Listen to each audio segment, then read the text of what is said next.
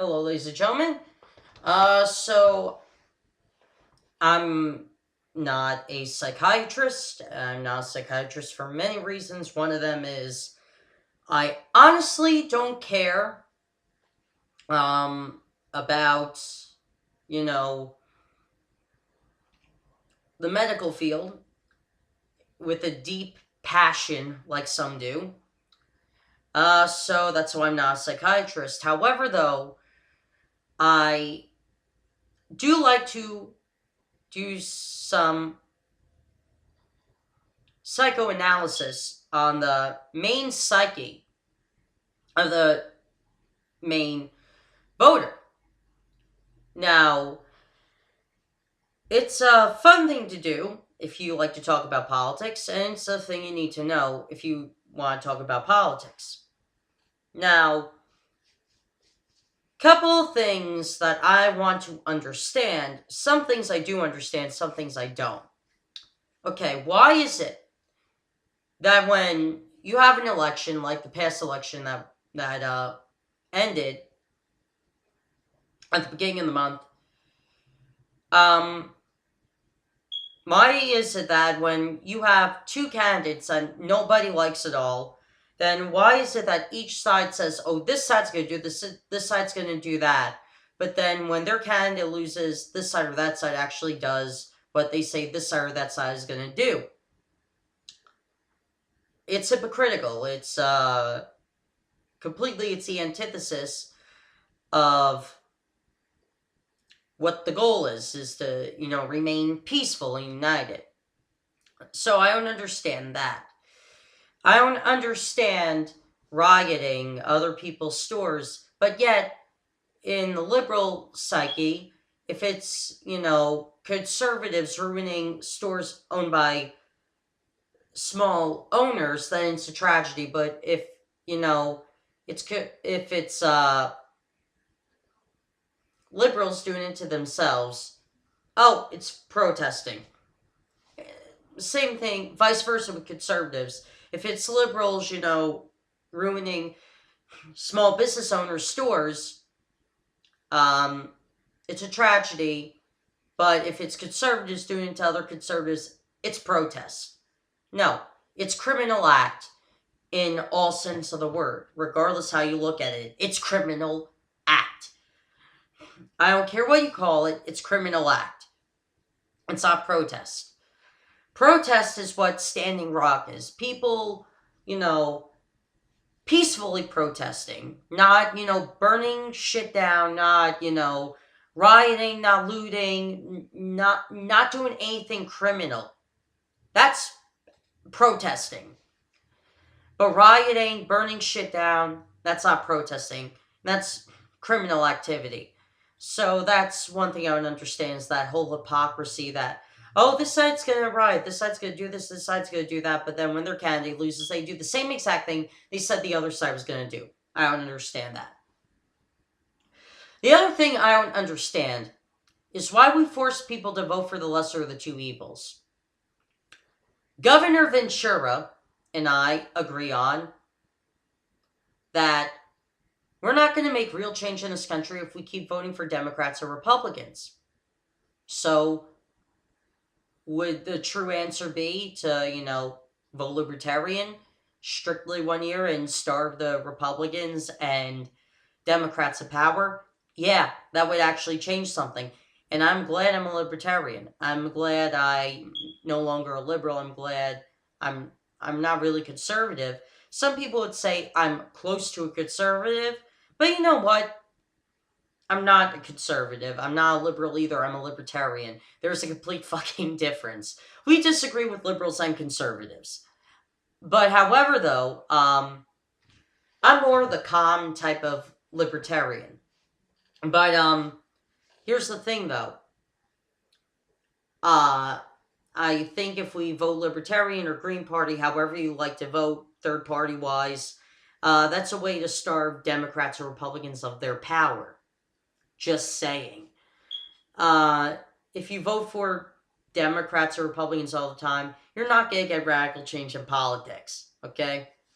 So I don't understand why you vote for the lesser of the two evils while you're still fucking voting for evil, and at the same time still voting for somebody you don't even like, which is another problem I have. Leading into the next thing I don't understand. Why do people assume that voting is voting against somebody, not voting for somebody? This is a recent mentality. Because as far as I can remember with American history, and I'm pretty good at it, people always voted for somebody, not against somebody. People voted for policies and principles they believed in, and they voted for the person who had those policies and principles. But now it's like, oh, I don't like this person. I'm going to vote against the other guy. That's voting today. There's no excitement in voting anymore. There's no inspiration anymore in voting. And that's sad. This is why you see the numbers of non-voters go up. Because they just don't give a fuck anymore. They're waiting for the plane to run out of fucking fuel and crash. That's exactly what's happening. People are just waiting for the fucking plane to run out of fuel and crash in the ground. That's truly what's happening. People don't care about voting anymore because it truly has become futile. The other thing I don't understand is why, regardless if you're a Libertarian or Green Party, Republican or Democrat, why you have to belong to any of those parties? I don't understand that. Libertarians talk about, on my side, we talk about how, political ideology corrupts your thinking. Political ideology takes away your ability to critically think. I agree. Then why do we have registrations towards the Libertarian Party? I'm registered as an independent. I'm a Libertarian, but I'm registered as an independent. Why? Because as a Libertarian, I truly feel as though political ideology shouldn't stop my ability to critically think. If you see fellow Libertarians and, Democrats and Republicans and Green Party people talk on YouTube or on the news all the time, it's always the same party line rhetoric that we talk against all the time. Instead of giving into the party line rhetoric, how about we not toe any party lines, including our own, and truly speak on the true libertarian platform, which we should, which is independence from the corporate parties. That's what the Libertarian Party is. Independence from the corporate parties. Independence from people telling you what you should think and what you should feel and what you should do. That's what the Libertarian Party platform is. Complete freedom. Hell, how can we have complete freedom when half of us are registered libertarians? I truly don't understand that. I'm calling out my own side of the argument. But finally, here's the thing though.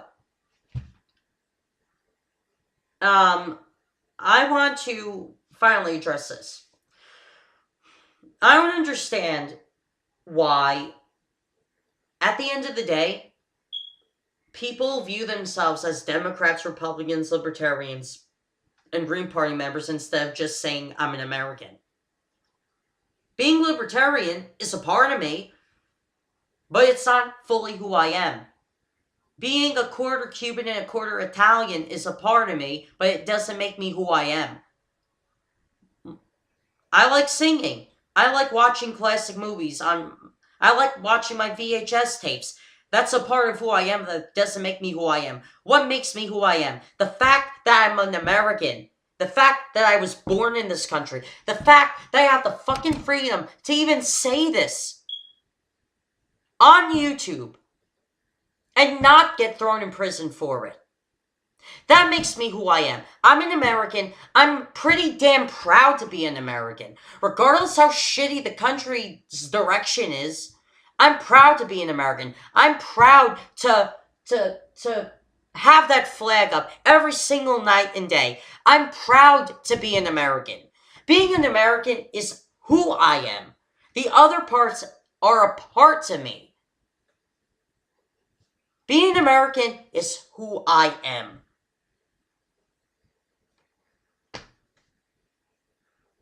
That's who I am at the end of the day. At the start of the day and at the end of the day, I'm an American.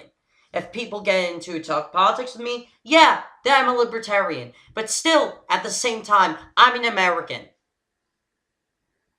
There's no other way of going around it, folks. We're all Americans at the end of the day. You're not a Republican at the end of the day. You're not a Democrat at the end of the day. You're not a Libertarian at the end of the day. You're not a Green Party member at the end of the day. You're not a Constitutionalist Party member at the end of the day. You're an American. That's what makes us who we are. We're an American. We're all Americans who are born here. We're all Americans. We're not this or we're not that. We're not this or we're Americans at the end of the day. If you're born in another country, that's what you are at the end of the day. If you're born in England, you're a citizen of the United Kingdom. If you're born in Russia, you're a Russian at the end of the day. If you're born in Italy, you're an Italian at the end of the day. If you're born in Venezuela, you're a Venezuelan at the end of the day. Where you're born is who you are. The other parts make up parts of you. They're a part of your life, but it's not who you are. Your nationality makes you who you are. I'm an American. I'm proud to be one. I may not like some ideologies and some mentality in this country and where this country might be heading. I may not like that. But here's the thing, though. I'm proud to be an American at the end of the day. I hope you guys enjoyed this video. See ya.